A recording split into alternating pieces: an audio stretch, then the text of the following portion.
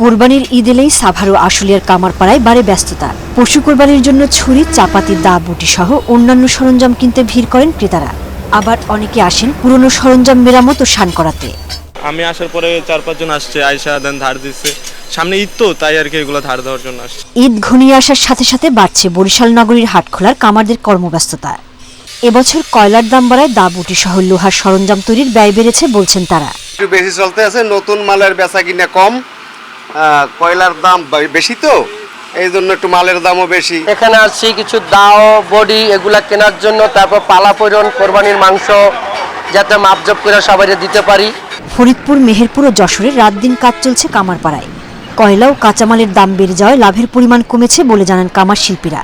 3টা ছোট ছুরি, 2টা গরু জবাই করার জন্য ছুরি, ধার দেওয়ার জন্য আসছে। কুষ্টিয়ায় সকাল থেকে গভীর রাত পর্যন্ত চলছে দা, ছুরি, চাপাতি সহ সরঞ্জাম তৈরির কাজ।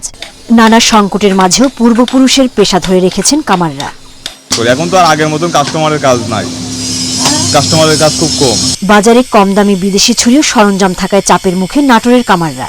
আর্থিক সংকট সহ নানা কারণে হারিয়ে যেতে বসেছে ঐতিহ্যবাহী এই শিল্প। দাম বেশি, কয়লা পাওয়া যাচ্ছে না, কয়লার দাম, লেবারের দাম বেশি। কারিগরদের ঋণ সহায়তা দিয়ে ক্ষুদ্র শিল্প টিকিয়ে রাখার উদ্যোগ নেওয়া হবে জানালেন বিসিকের কর্মকর্তারা।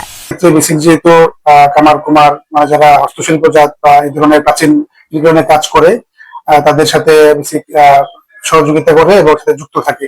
ঈদ ঘিরে কামারপল্লীগুলোতে দিনরাত ব্যস্ততা চলছে, তবে বেচা বিক্রি বাড়ায় কামারদের মুখে ফুটেছে স্বস্তির হাসি।